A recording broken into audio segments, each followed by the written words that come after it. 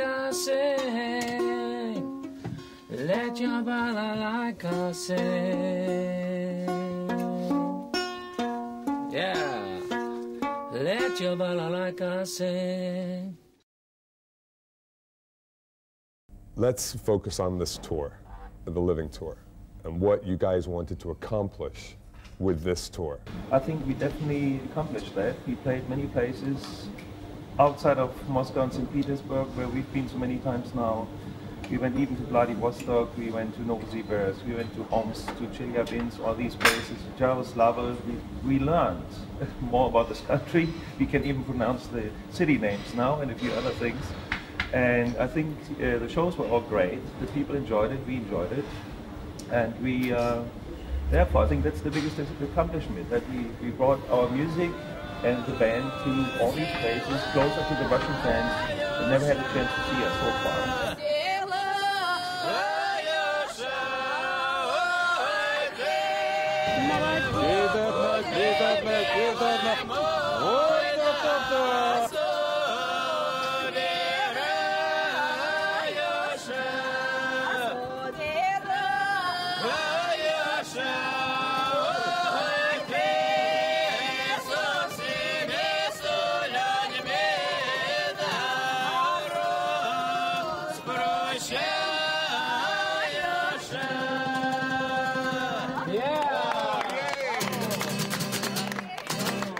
Especially the one, where we had this special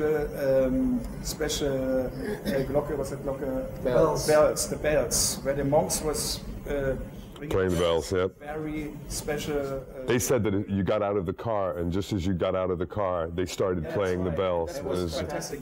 That was not planned that way. The atmosphere was very, the sound and the acoustic, because of this, was fantastic. It was really, you could feel the bells. And we went through so many cities, so many places, and I mean, there were a lot of things, you know, that we take with us, great memories. Thinking about the church in, God, what was the name of the city? In Krasnoyarsk, in Krasnoyarsk.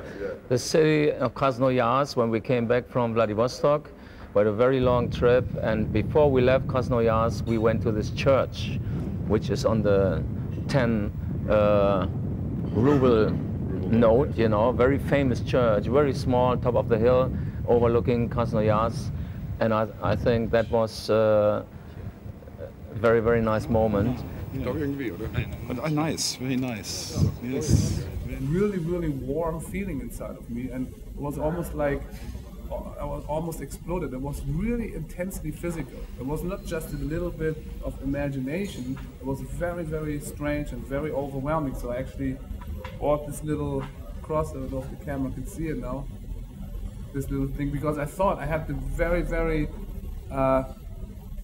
very strong urge to take something from that. Will you go back?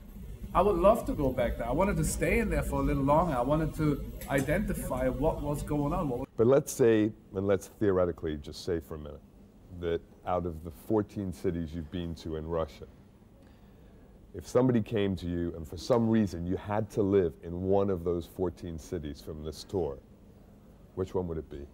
Why don't we start with you? Icarus? Irkutsk. Irkutsk. Ah, the Baikal. Yes. For me, it was a very interesting experience to swim in a Baikal Sea, the deepest sea on Earth, which I didn't know how soft and smooth water can be, even when it's cold. It was very cold, I think it was 2 degrees, and I was swimming there. The water was so clean and so clear. You could see really, like, you go like 10 meters in and you could see the ground, and the water was really so soft that you even couldn't feel the water. It was like you're flying somewhere. The water is amazing. Amazing. A magazine or the newspaper in Germany wrote about it, and they wrote down under the picture, were showing me the water, saying, "Hey, Rudy, how cold was the water? 4 centimeter?"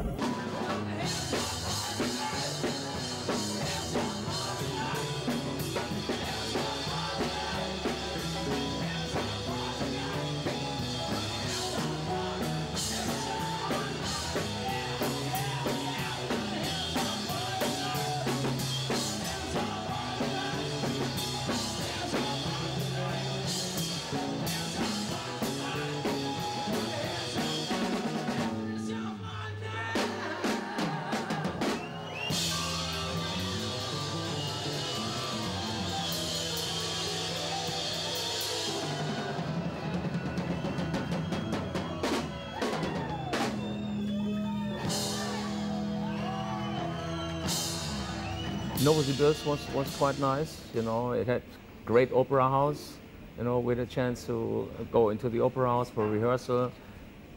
Great restaurants, you know. So. How do you do it?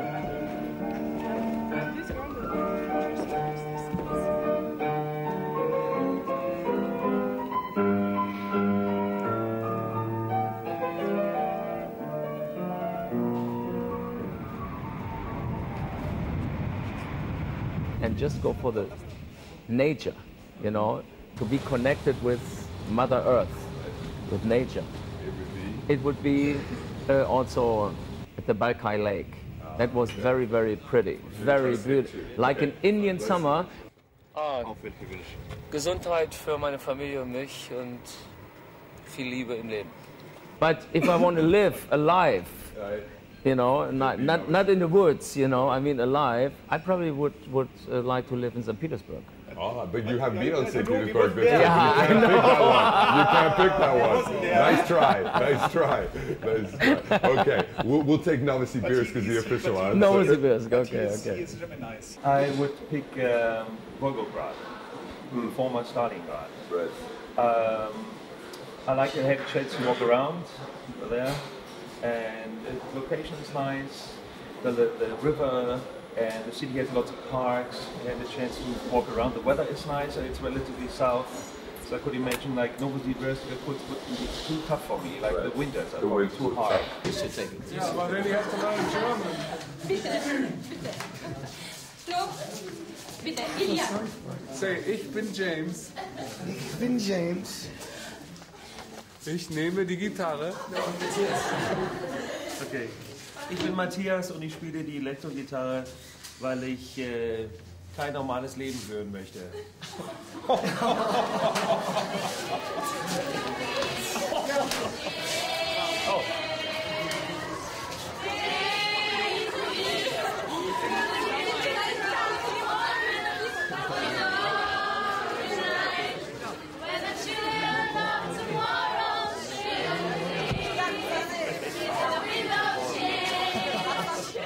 This is where we went to the school, and then later that afternoon we went up to the statue of Mother Russia. And as we walked around up there, I had the closest feeling, even though we were way up above the city, I felt very at home there, and looking out over this beautiful valley. I could picture just across the river, I could visualize a house out there where you could just have a full view of Mother Russia. And ironically enough, I'm almost embarrassed to say this, I've been to almost every landmark in the United States. I've never been to the Statue of Liberty. I have been to Mother Russia. In this city, I had a really good feeling. Also, I was able to get avocado a lot there.